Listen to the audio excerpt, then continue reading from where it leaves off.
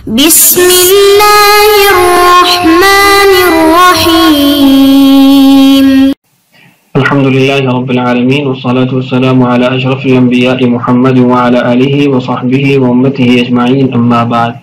عزیز طلباء کرام، آج کی اس ویڈیو میں ہم اپنی کتاب کا آخری سبق شروع کریں گے.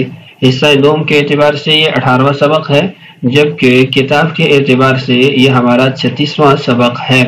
ہم نے اسم کی مباحث کو، فعل کے مباحث کو اور حرف کے مباحث کو تفصیلی طور پر پڑھا ہے. ہماری آج کی جو ویڈیو ہے وہ جملہ اسمیہ کے ہی متعلق ہے کہ جملہ اسمیہ عام طور پر مرفوع ہوتا ہے، اس پر ضمہ آتی ہے، لیکن کچھ کلمات ایسے ہیں اگر وہ جملہ اسمیہ سے پہلے آ جاتے ہیں تو ان کلمات کی وجہ سے جو مبتدا خبر ہوتے ہیں ان کے اعراب میں کچھ تبدیلی واقع ہو جاتی ہے. تو آئیے شروع کرتے ہیں. الدرس الثامن عشر، 18واں سبق، انا و اخواتها، انا اور اس کی بہنیں. قواعد دیکھیے. حصہ اول اور حصہ دوم کے متعدد اسباق میں آپ مبتدا خبر پر مشتمل جملوں کی مشق کر چکے ہیں.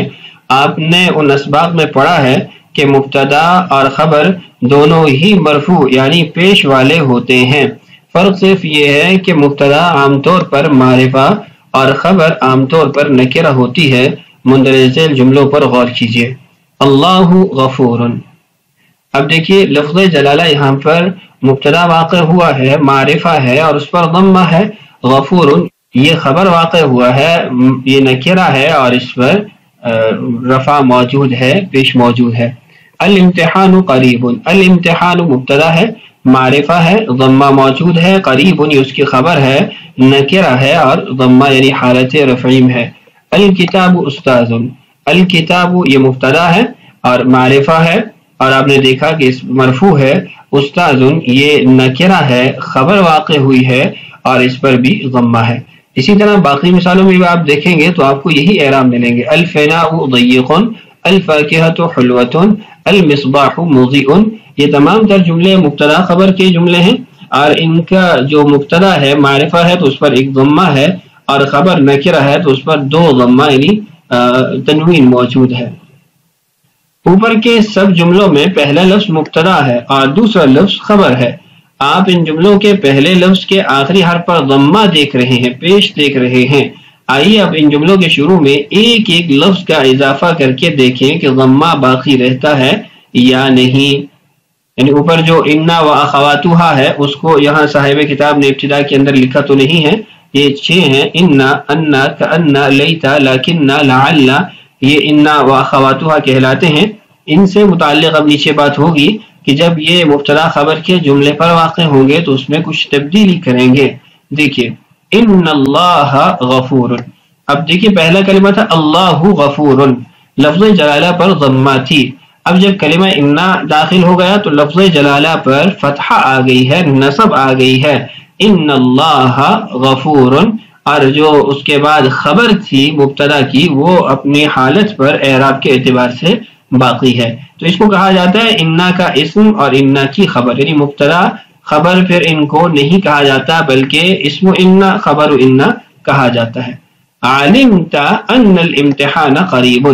آپ کو معلوم ہوا کہ امتحان قریب ہے. پہلے تھا الامتحان قریب، جب انا اس پر داخل ہو گیا تو اب الامتحان اس پر فتحہ آ گئی ہے. تو ہم یہ کہیں گے کہ انا حروف من حروف المشبہۃ بالفعل ہے اور الامتحان یہ اس کا اسم ہے اور قریب اس کی خبر واقع ہوگی. کأن الکتاب استاذ، گویا کہ کتاب استاد ہے.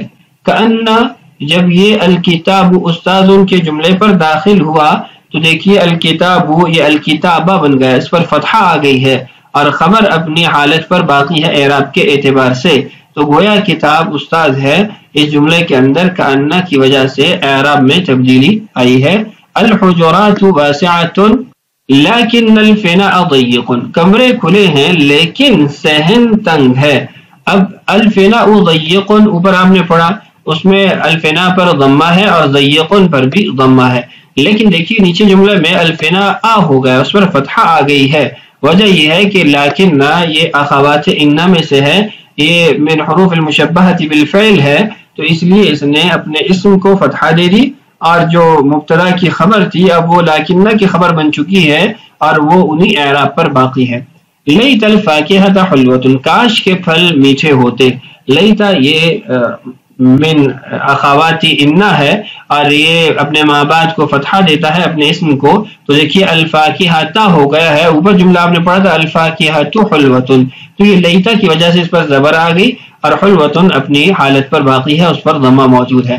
لعل المصباح مضیء، اوپر تھا المصباح مضیء اور نیچے ہے لعل المصباح مضیء، تو المصباح یہ فتحہ اس لیے آئی ہے کہ لعل یہ اخوات انا میں سے ہے اور وہ اپنے اسم کو فتحہ دیتا ہے اور اپنی خبر کو ضمہ دیتا ہے، یعنی حالت رفعی پر رکھتا ہے۔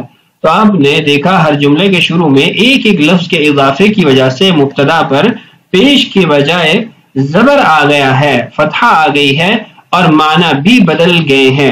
معنی کس اعتبار سے بدلے؟ انا کے ساتھ معنی میں تاکید آئی ہے بے شک اللہ، انا کے ساتھ بھی معنی کے اندر تاکید آئی ہے کہ بے شک امتحان قریب ہے، کأنہ اس نے گویا تشبیہ اس کو دے دی، اور لیکن اس نے لیکن کا معنی استدراک کا معنی دے دیا، لیتا اس کے اندر کاش تمنا کا معنی آ گیا، لعل اس کے اندر امید ترجیح وغیرہ کا معنی آ گیا، تو معانی بھی بدل گئے اور اس کے ساتھ ساتھ اعراب میں بھی تبدیلی آئی۔ یہ 6 حروف ہیں، یعنی اخوات انا 6 حروف ہیں، انا، انا، کأنا، لیکن، لیتا، لعل، یہ سب حروف جملہ اسمیہ مبتدا خبر پر داخل ہوتے ہیں اور مبتدا کو نصب یعنی زبر دیتے ہیں، خبر اپنے حال پر رہتی ہے۔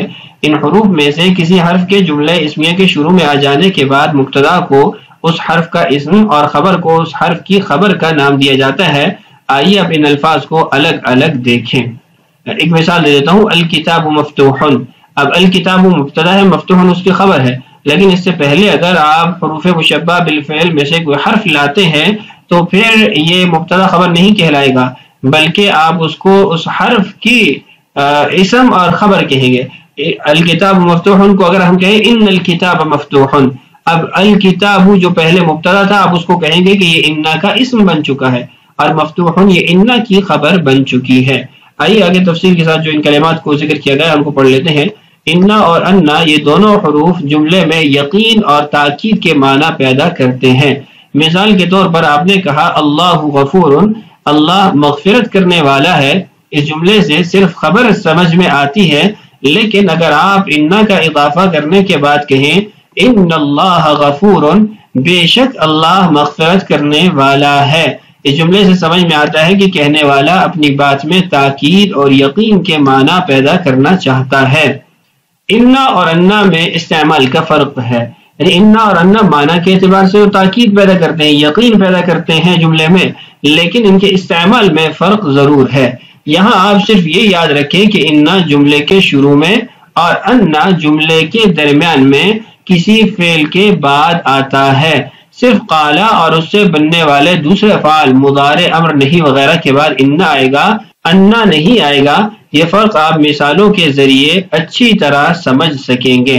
آگے مثالیں آ رہی ہیں اس میں بھی آپ دیکھ سکیں گے، میں یہاں پر جو پہلے آپ نے مثالیں پڑھی ہیں انہی سے آپ کو سمجھا دیتا ہوں۔ یہ دیکھیے ان اللہ غفور، اب یہاں پر جملے کی ابتدا ہے تو کلمہ انا لے کے آئے ہیں، بے شک اللہ غفور رحیم ہے، لیکن انا کا جو کلمہ ہے اس کو آپ دیکھیں تو اس سے پہلے فعل موجود ہے، علمت ان الامتحان قریب، آپ نے جانا کہ امتحان بے شک قریب ہے، انا اس سے پہلے فعل موجود ہے، تو گویا یہ جملے کے درمیان میں استعمال ہوا ہے۔ جو آپ کو قید بتائے گی یا آپ کو جو استثناء بتایا گیا وہ قال یقول قل لا تقل، اس کے جو صیغے ہیں ان کے بعد کیا بتایا گیا کہ اگر پہلے والا فعل وقالا سے بنا ہوا ہے، اس مادہ سے بنا ہوا ہے، تو پھر آپ نے انا ہی لانا ہے، انا نہیں لانا۔ مثال دیکھیے، قال الاستاذ ان الامتحان قریب، قال الطالب ان الکراسة مفقودة، تو اب قالا پہلے موجود ہے، پورا جملہ موجود ہے، لیکن پھر بھی آپ انا نہیں کہتے بلکہ انا بولیں گے۔ یہ بات آپ کے ذہن میں رہنی چاہیے۔ آگے بڑھتے ہیں اور مزید جو کلمات ہیں ان کو پڑھتے ہیں۔ دوسرا، کأنہ سے جملے میں تشبیہ کے معنی پیدا ہوتے ہیں۔ آپ نے کہا الکتاب استاذ، کتاب استاذ ہے، اس میں ایک عام سی خبر ہے، لیکن جب آپ شروع میں کأنہ لگا کر کہیں گے گویا کہ کتاب استاد ہے، تو سننے والا سمجھ لے گا کہ آپ کتاب کو استاد سے تشبیہ دے رہے ہیں، تو سمجھ یہ آئی کہ کأنہ سے جملے کے اندر تشبیہ کے معنی پیدا ہوتے ہیں۔ کأن الرجل مسکین، ایسے لگتا ہے کہ آدمی وہ مسکین ہے۔ کأن المرأة غریبۃ، ایسے لگتا ہے کہ عورت اجنبیہ ہے، تو اس سے معنی کے اندر آپ نے دیکھا کہ تشبیہ پیدا ہوئی۔ اس کے بعد ہے لیکن، ایسے موقع پر بولا جاتا ہے جہاں متکلم اپنے کلام سے پیدا ہونے والی کوئی غلط فہمی ختم کرنا چاہتا ہے۔ مثلا آپ نے کہا الحجرات واسعۃ، کمرے کشادہ ہیں، اسے سننے والا یہ سمجھ سکتا ہے کہ شاید صحن بھی اسی طرح کشادہ ہوگا، یعنی کمرے کشادہ ہیں تو صحن بھی کشادہ ہوگا، لیکن آپ غلط فہمی کو دور کرتے ہیں لیکن الفناء ضیق، لیکن صحن تنگ ہے، تو اس کے ذہن میں جو ایک غلط فہمی پیدا ہو سکتی تھی آپ نے اس کو لیکن نہ کے کلمہ سے ختم کر دیا۔ اس کے بعد لیتا اور لعل، یہ دونوں تمنا اور آرزو کے اظہار کے لیے آتے ہیں۔ لیتا سے ایسی چیز کی بھی آرزو کی جا سکتی ہے جو ناممکن اور محال ہو، مثلا آپ کہہ سکتے ہیں لیت السماء ارض، کاش آسمان زمین ہوتا، یا پھر لیت الماء نار، کاش کے پانی آگ ہوتا۔ تو اب یہ ناممکن اور محال ہے، لیکن پھر بھی کلمہ لیتا کا استعمال درست ہے۔ لعل کے ذریعے محض ممکن چیز ہی کی آرزو کی جا سکتی ہے۔ یہ لفظ عام طور پر توقع اور امید کے معنی ادا کرتا ہے۔ لعل الکتاب رخیص، شاید کتاب سستی ہے، تو کتاب کا سستا ہونا ممکنات میں سے ہے، ناممکنات میں سے نہیں ہے۔ تو یہ آپ نے فرق ضرور ملاحظہ رکھنا ہے کہ لیتا اور لعل دونوں تمنا اور آرزو کے اظہار کے لیے آتے ہیں، لیکن کلمہ لیتا یہ عمومیت رکھتا ہے، ممکن، ناممکن، محال، غیر محال، ہر قسم کی تمنا کا اظہار اس کلمہ سے کیا جا سکتا ہے، لیکن کلمہ لعل کے ذریعے محض ممکن چیزوں کے آرزو کی جا سکتی ہے، اس کی تمنا کو بیان کیا جا سکتا ہے۔ یہاں یہ بتلانے کی ضرورت نہیں کہ مبتدا کی طرح انا اور اس کی بہنوں کا اسم واحد، تثنیہ اور جمع، مفرد اور مرکب ہو سکتا ہے۔ جس طرح مبتدا اور خبر بہت سی چیزوں میں ایک جیسے ہوتے ہیں، اسی طرح انا کا اسم اور اس کی خبر بھی ایک دوسرے کے مطابق ہوتے ہیں۔ یعنی آپ اس کو یوں بھی سمجھ سکتے ہیں کہ مبتدا خبر کی تمام تر قیودات وہ آپ نے یہاں رکھنی ہے سوائے اعراب کے۔ اعراب کو آپ نے یعنی جو مبتدا کے تھے ان کو تبدیل کر دینا ہے، اس کے علاوہ اور آپ نے اس میں لفظی طور پر کوئی تبدیلی نہیں کرنی، اور ایسے ہی جو چیز مبتدا بن سکتی ہے وہ انا کا اسم بن سکتا ہے، جو چیز خبر بن سکتی ہے وہ انا کی خبر بن سکتی ہے، وہ مضاف مضاف الیہ ہو، وہ موصوف صفت ہو، وہ مفرد ہو، مرکب ہو، کوئی بھی صورت ہو، اگر مبتدا واقع ہو سکتا ہے تو انا واخواتها کا اسم واقع ہو سکتا ہے، اگر وہاں وہ مبتدا کی خبر بن سکتی ہے تو یہاں پر انا اور اس کی اخوات کی خبر واقع ہو سکتی ہے۔ اس کے بعد امثلہ ہے، الامثلۃ مثالیں، ان اللہ علی کل شیء قدیر، بے شک اللہ ہر چیز پر قدرت رکھنے والا ہے۔ اب اللہ علی کل شیء قدیر یہ مبتدا خبر ہے، کلمہ انا اس پر داخل ہوا تو لفظ جلالہ پر فتحہ آ گئی اور اس میں انا بن گیا ترکیب میں۔ علی کل شیء یہ مضاف مضاف الیہ مل کر مجرور، جار مجرور متعلق ہو جائیں گے قدیر خبر کے ساتھ، اور قدیر یہ انا کی خبر بن جائے گی جو پہلے مبتدا کی خبر تھی۔ ترجمہ ہے بے شک اللہ ہر چیز پر قدرت رکھنے والا ہے۔ ان ھذا البیت جمیل، بے شک یہ گھر خوبصورت ہے، یا پھر واقعی یہ گھر خوبصورت ہے، اشارہ مشار الیہ مل کر اسم انا بن جائیں گے، اور جمیل اس کی خبر واقع ہو جائے گی، اور البیت پہ جو فتحہ ہے وہ کلمہ انا کی وجہ سے ہے۔ اگر آپ انا کو ہٹاتے ہیں تو ھذا البیت جمیل تو یہ مبتدا خبر بن جائیں گے۔ علمت ان اللہ بصیر، میں نے جان لیا کہ اللہ دیکھنے والا ہے۔ اب انا چونکہ ہم نے کہا وہ جملے کے درمیان میں استعمال ہوتا ہے تو اس لیے آپ کے سامنے اسکرین پر موجود ہے، علمت یہ فعل فاعل بن جائے گا، ان اللہ بصیر، انا یہ حرف من حروف المشبہۃ بالفعل، لفظ جلالہ اسم انا واقع ہو جائے گا ترکیب میں، اور بصیر اس کی خبر۔ سرنی ان محمودا ناجح، مجھے خوشی ہے کہ محمود کامیاب ہے۔ انا یہ حرف من حروف المشبہۃ بالفعل، محمودا یہ اسم انا اور ناجح اس کی خبر۔ کأن العلم نور، گویا کہ علم روشنی ہے۔ کأن یہ حرف من حروف المشبہۃ بالفعل، العلم یہ اسم کأن ہے اور نور اس کی خبر ہے، العلم پر فتحہ وہ کلمہ کأن کی وجہ سے ہے۔ کأن الجہل ظلام گویا کہ جہالت اندھیرا ہے، کأن یہ حرف من حروف المشبہۃ بالفعل، الجہل پر فتحہ اسم کأن کی وجہ سے، ظلام اس کی خبر۔ الکتاب جید لیکن الثمن غال، کتاب عمدہ ہے لیکن قیمت گراں ہے یعنی مہنگی ہے۔ اب لیکن یہ حرف من حروف المشبہۃ بالفعل، الثمن اس کا اسم واقع ہوا، اور غال یہ تو غالیون تھا، پھر وہ قواعد کی وجہ سے یا حذف ہو گئی تو یہ اس کی خبر واقع ہو گئی۔ الدواء مر لیکنہ نافع، الدواء مر یہ مبتدا خبر کا علیحدہ جملہ ہے، لیکنہ اب یہ ضمیر اسم انہ واقع ہوئی ہے، حالت نصب میں ہے، نافع اس کی خبر ہے۔ ترجمہ ہے دوا کڑوی ہے لیکن نفع بخش ہے۔ لیت القمر طالع فی النہار، کاش چاند دن میں طلوع ہوتا۔ لیتا حرف من حروف المشبہۃ بالفعل، القمر یہ اسم لیتا، طالع فی النہار، فی النہار جا مجرور متعلق بالخبر طالع، اور طالع یہ اس کی لیتا کی خبر واقع ہوگی۔ اس جملے میں ایک قابل نوٹ بات یہ بھی ہے، قابل ملاحظہ بات یہ بھی ہے کہ آپ دیکھیں کہ یہ جو آرزو اور تمنا ظاہر کی جا رہی ہے یہ ناممکنات میں سے ہے کہ کاش چاند دن میں طلوع ہوتا، تو یہ ناممکنات میں سے ہے۔ اور آپ نے پڑھا کہ لیتا کے ذریعے ممکن، ناممکن، محال، غیر محال ہر قسم کی تمنا کا اظہار کیا جا سکتا ہے۔ لیت الفاکہۃ حلوۃ، کاش میوہ میٹھا ہوتا۔ لیتا حرف من حروف المشبہۃ بالفعل، الفاکہہ اسم لیتا، حلوۃ خبر لیتا۔ لعل التلمیذ ناجح، لعل یہ حرف من حروف المشبہۃ بالفعل، التلمیذ اسم لعل، ناجح اس کی خبر، اور شاید ترجمہ ہے شاید طالب علم کامیاب ہے۔ لعل الاب راجع، شاید والد واپس ہو رہے ہیں، لعل حرف من حروف المشبہۃ بالفعل، الاب یہ اس کا اسم، راجع یہ اس کی خبر۔